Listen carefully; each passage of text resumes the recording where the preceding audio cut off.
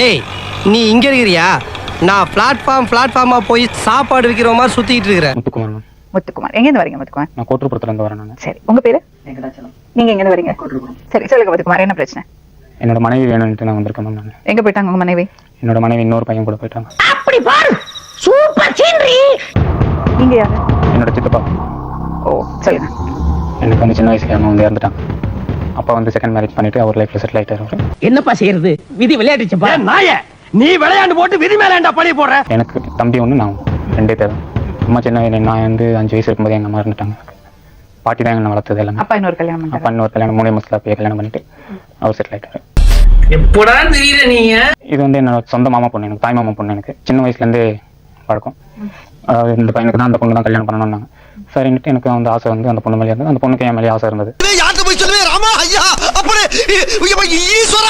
சின்ன வயசுல போயிட்டு போட்டோலாம் எடுத்துருக்கோம். நாங்கள் வீட்லயும் அப்புறம் அரேஞ்ச் பண்ணி கல்யாணம் பண்ணி வச்சாங்க. இது எப்ப நடந்தது? 2 இயர்ஸ் பேக் ஜனவரி மந்த் தான் வந்து இப்போ வேற ஒரு பையன் கூட தொடர்பு இருக்கிறதா வந்து ஃபோனில் நான் கண்டுபிடிச்சேன். ஜப்பான்காரன் என்னென்னமோ கண்டுபிடிக்கிறா, நான் எதை கண்டுபிடிச்சிட்டு வந்துக்குது பாரு. அதுக்கு முன்னாடி காலேஜ் போகும்போதே வரும்போதே அவங்க படிச்சிட்டு இருந்தாங்களா? +2 முடிச்சதும் எனக்கு கல்யாணம் பண்ணாங்க. சரி, நம்ம வந்து ஆசைப்பட்ட பொண்ணு தானே, ஆசைப்படுறாங்கன்ட்டு காலேஜ் ஆரம்பிச்சு படிக்க வச்சேன். நீங்க தான் படிக்க வச்சீங்க? நல்லா இருப்படா போடா, உன்னெல்லாம் ஒண்ணும் பண்ண முடியாது. இப்போ நீங்க 2 பேரும் பிரிஞ்சிருக்கீங்க, எவ்வளவு நாள் ஆச்சு? 3 months. எப்படி நடந்தது? அந்த ஃபோன் மூலமா வந்த மெசேஜஸ் வந்து நான் வந்து கேட்டேன் அவங்க கிட்ட. நீங்க எதுக்கு அவங்க போனை செக் பண்ணீங்க? பொண்டாட்டி மூஞ்சில எப்பறா முழிக்கிற, எப்படி முழிக்கிற வெக்கமா இல்லையா? சோறு தான திங்கிற. எப்பயுமே காமிப்பாங்க, மெசேஜஸ்லாம் காமிப்பாங்க. அந்த மாதிரி ராங் கால் வந்துச்சுன்னு சொல்லுவாங்க.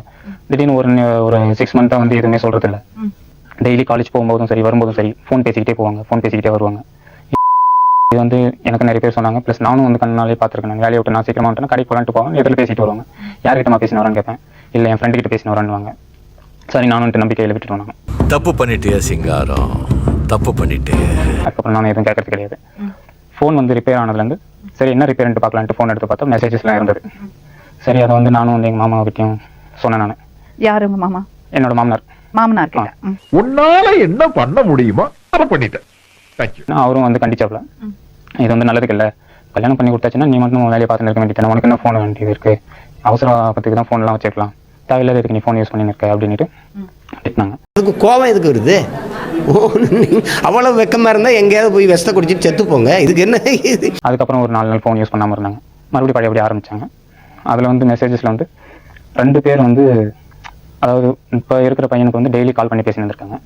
இன்னொரு பையன் வந்து மெசேஜ் பண்ணி இருந்திருக்காப்ல. 2 பேரா மாமி? அவங்க கிளம்பி போனதுக்கப்புறம் ஒரு 1 வீக்ல வந்து போலீஸ் ஸ்டேஷனில் தான், அன்றைக்கி மறுநாள் போலீஸ் ஸ்டேஷனில் கம்ப்ளைண்ட் பண்ணேன். 1 வீக்ல கூட்டின்னு வந்தாங்க, கண்டுபிடிச்சி கூட்டிட்டு வந்தாங்க. கூட்டின்னு வந்து சமாதானப்படுத்தி மறுபடியும் அனுப்பிச்சு வச்சாங்க. 2 வீக்ஸ் வந்து என்கிட்ட சந்திச்சாங்க. மறுபடியும் அதே மாதிரி அந்த பையன் கூட ஓடிட்டான். சரி, இது மாதிரி ஆயிடுச்சு, வேற யாரு செய்வாங்க அப்படின்னு சொல்லிட்டு ஸ்டேஷன்ல இருந்து கூட்டிட்டு போய் வீட்டுல இருந்து அப்படியே இருந்தா என்ன ஆகுதுன்னு சொல்லிட்டு ஊர்ல இருந்து எங்களுடைய ரிலேஷன்லாம் வந்து இட்டுன்னு போயிட்டு எல்லாரையும் உட்கார வச்சு பேசி நாங்க போயிட்டு டைவர்ஸ் வாங்கிட்டு வேற கல்யாணம் பண்ணலாம் தான் முடிவு பண்ணிட்டு போனோம். அங்க போன பார்த்து இந்த பொண்ணு நினைச்சு எதுவுமே சொல்லாம அமைதியா இருந்துச்சு. சரி, அமைதியா இருக்குதுன்னு சொல்லிட்டு நான் தான் என்ன சொன்னேன், சரி வா அப்படின்னு சொல்லிட்டு நான் கைப்பிடிச்சு இட்டுட்டு வந்து வீட்டுக்கு இட்டுட்டு வந்து மறுபடியும் அவன் ஒரு தாலி கட்டிட்டாங்கல்ல, அந்த தாலி அவுத்து கிடாச்சிட்டு மறுபடியும் உனக்கு நான் அவன் ஒரு தாலி கட்டிட்டான். அவன் கோயில்ல போய் தள்ளி கட்டி ஒன் தாலி லைஃப் டோட்டல் காலி. மறுபடியும் வீட்டு வந்து தாலி கட்டி மறுபடியும் உங்களுக்கு எப்படி இருக்கணுமோ அது மாதிரி எல்லாம் செஞ்சு வச்சு நல்லா இருந்தாங்க. 2 வீக்ஸ் நல்லா இருந்தாங்க. 2வது வாரம் அவங்க அம்மா வந்தாங்க. அந்த பொண்ணுடைய அம்மா என்ன சொன்னாங்கன்னே தெரியல. அந்த பொண்ணு அழுதுச்சு. மறுநாள் நினைச்சு நான் வாழ மாட்டேன். ஏன் திமுங்களா? எப்படி? அதான் முதல்ல நானும் யோசிக்கிறேன், ஆனா எதுவும் வரமாட்டேன். அம்மா வந்து ஏதாவது சொல்லிருக்காங்க? அவங்க அம்மா வந்து ஏதோ என்ன சொன்னாங்கன்னு தெரியல. நான் ஆபீஸ் நீங்க கேட்டு பார்க்கலையா? அவங்க அம்மா கேட்டதுக்கு நான் எதுவும் சொல்லவே இல்லை. நான் போன பார்த்து அவங்க அம்மா, நான் ஃபர்ஸ்ட் அவங்க அம்மாவும் நானும் எல்லாரும் உட்காந்து பேசிட்டு தான் இருக்கோம், இங்கதான் நல்லா தான் வாழணும், இதாண்டி உனக்கு வாழ்க்கை அப்படின்னு சொல்லி இருந்தாங்க. நான் சரி நான் வா போலாம் அப்படின்னு சொல்லிட்டு நான் வெளியில வந்து நான் ஒரு 10 minutes பாக்குறேன். 2 பேர் உள்ளே பேசிக்கிட்டே இருந்தாங்க.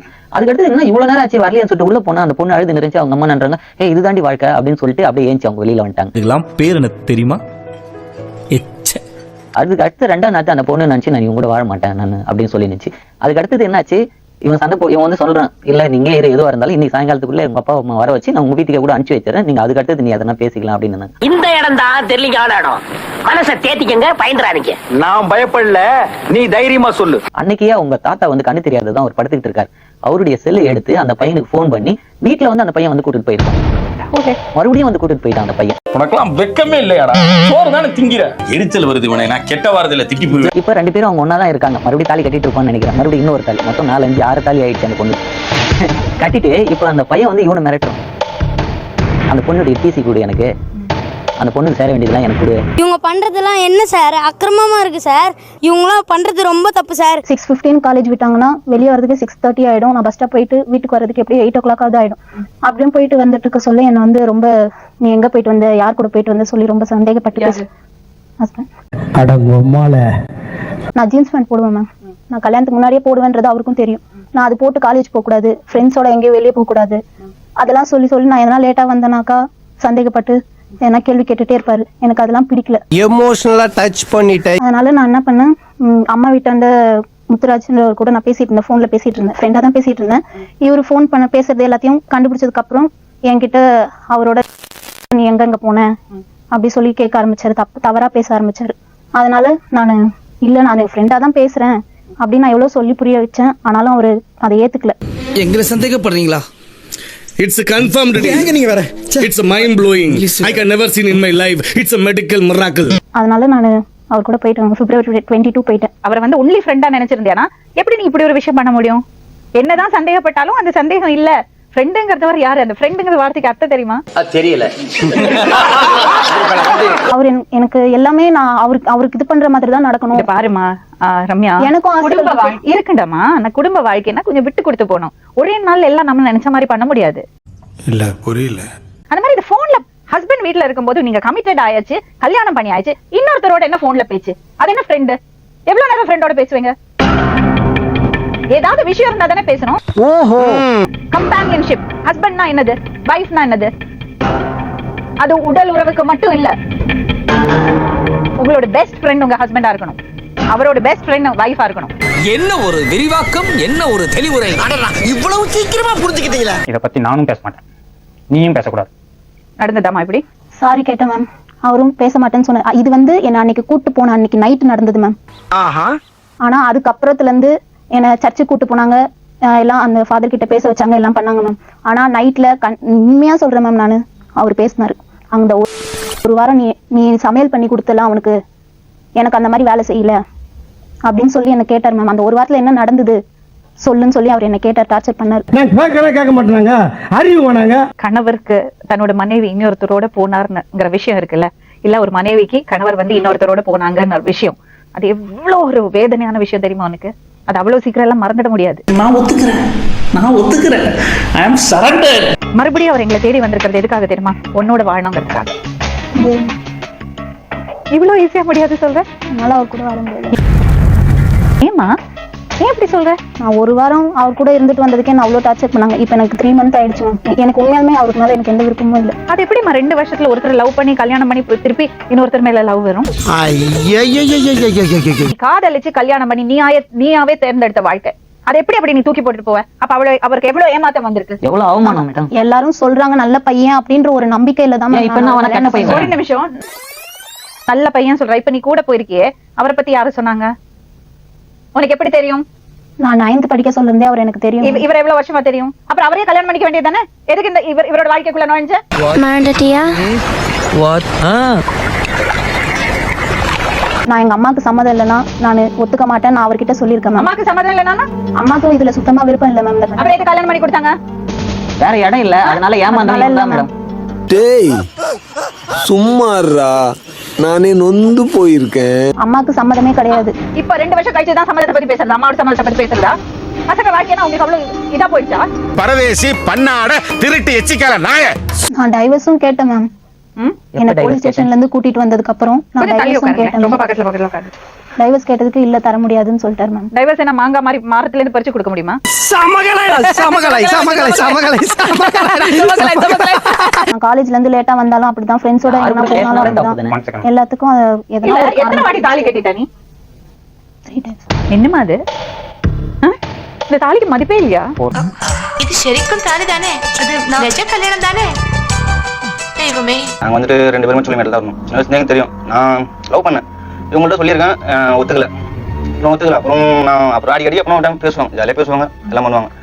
நாங்க பைக்ல கூட வெளியில போயிருக்கோம். அது இருக்கட்டும், நீ இப்ப எதுக்கு இப்படி பேசுற? இல்ல நார்மலா பேசலாம். இவரு கல்யாணம் பண்ணி வச்சுட்டாங்க வீட்டுல. கல்யாணம் பண்ணி வச்சு ஒரு அவங்கள லவ் பண்ணிருக்காங்க தெரியுமா? லவ் பண்ணி நல்லவன் தான் மேடம் எல்லாம் பண்ணது. ஆனா தேவையில்லாம அதுக்கப்புறம் தானே தெரியும். ஒரு நாள் எனக்கு என்ன மேடம் தெரியும். அப்புறம் நீங்க தானே சொன்னீங்க நல்லவர்னு நினைச்சு பண்ணி நானு. சொல்லுங்க மேடம். நீங்க தான் சொல்லணும். இவருக்கு சர்டிபிகேட் கொடுக்கறதுக்கு நீங்க யாரு? அவர் பொண்டாட்டி கூட்டிட்டு போயிருக்கீங்க மேடம். ஒரு நாளும் ஃபோன் பண்ணி அழுது எனக்கு தான் மேடம் தெரியும். How can they do it so easily and how much they can? எவ்வளவு டார்ச்சர் பண்ணி தான் எனக்கு ஃபோன் பண்ணிருப்பாங்க மேடம். என்ன அப்புறம் நான் உங்களுக்கு அக்கா தங்கச்சி இருக்காங்களா? இருக்காங்க மேடம். என்ன பண்றாங்க? 2 பேருக்கு மேரேஜ் ஆச்சு மேடம். தங்கச்சி அவங்க. அப்படி யாராச்சும் அவங்கள கூட்டிட்டு போனா சும்மா இருப்பீங்களா? அப்புறம் வைத்தியத்துல ஃபர்ஸ்ட் வாட்டியே எங்க டேட் வந்து பிரிச்சு கூட்டு வந்தாங்க. அதுக்கப்புறம் என்ன நடந்தது எனக்கு தெரியாது. 2வது வாட்டி எங்க வாழ்க்கை தெரியும். தேவையில்லாம நீங்க பிரிச்சு விட்டுறாங்க மேடம். நாங்க சந்தோஷமா தான் இருக்கோம். அவருக்கு என்னப்பா முடிவு? நீங்க முடிவு சொல்லுங்க. அவரோட வாழ்க்கைக்கு பதில் சொல்லுங்க. ஏண்டா எங்களை இன்னமுமாடா நம்பிக்கிட்டு இருக்க? எங்க பேசிக்கிட்ட பார்த்தாவே உனக்கு தெரிய வேணாமா? ஆனா அவருக்கு பதில் சொல்லணும். ஒரு சைன் போட்டு தான் சார் மேடம் கேட்டாங்க. என்னது சைன் போட்டு கேட்டாங்க? கேட்டாங்க. இப்ப கூட உட்கார்ந்திருக்கிறது அவரோட பொண்டாட்டி. உனக்கு எந்த அதிகாரமும் கிடையாது. நீங்க பண்ணிருக்கிறது திருமணமும் இல்ல, சட்டப்படி ஏத்துக்க முடியாது. நீ அவருக்கு பொண்டாட்டியும் இல்ல. இந்த பாரு ரம்யா, நாங்க அத்தனை பேரும் அவரோட இருக்கோம். அவங்களுக்கு பிடிக்காம புரியுதா? இப்ப நீங்க இங்க இருந்து வெளியே போனோம்னா அவர்கிட்ட மன்னிப்பு கேட்டு அவருக்கு ஒரு முடிவு சொல்லிட்டு நீங்க வெளியே போகணும். அவரோட கோவம் நியாயமானது. அது உனக்கு நடந்தாதான் தெரியும். நாளைக்கு இந்த பொண்ணு வேற யாரு கூடயாவது போனா அப்போ உனக்கு தெரியும். போக மாட்டாங்க மேடம். அது இப்ப அவரும் அப்படிதான் நினைச்சுதான் கல்யாணம் பண்ணாரு. போக மாட்டான்னு நினைச்சுதான் அவரும் கல்யாணம் பண்ணாரு. காதலிச்சாரு. சமுதாயம் வந்து ஏத்துக்கவே ஏத்துக்காது. நாளைக்கு உனக்கு குழந்தைகள் பிறந்தா கூட அவங்க கேள்வி கேட்பாங்க. அவர் உனக்கு புருஷனே ஆக மாட்டாரு. நீ அவருக்கு பொண்டாட்டியும் கிடையாது. இது திருமணமே கிடையாது. Last opportunity Ramya. அவன் கிடக்குறான். இது நல்லா இருக்கு. அப்படியே போடு. இதுக்கு மேல நான் உங்க லைஃப்ல வரமாட்டேன். மன்னிச்சு. உங்களுக்கு ஏதாவது சொல்றதுக்கு இருக்காப்பா? சொல்லுங்க. ஏன் சார் அழுகுறீங்க சார்? சவுண்ட் வரலையே சார். எல்லாரும் என்ன ஏமாத்துறாங்க. இதோட சாப்டர் க்ளோஸ். நான் சொன்ன மாதிரி தூக்கி போடுங்க. இங்க டஸ்ட்பின் இருக்கு போற வழியில. அப்படியே மனசுல இருந்து குப்பை தொட்டில போட்டுட்டு வேலையை பாருங்க. வாழ்க்கை பாருங்க. உங்களுடைய ஆசீர்வாதம் அவனுக்கு நீடித்து இருக்கு மேடம். கண்டிப்பா நல்லா இருப்பான் மேடம். தர்மம் தாங்க ஜெயிக்கும், நியாயம் தாங்க ஜெயிக்கும். ஆனா கொஞ்சம் லேட்டா ஜெயிக்கும்.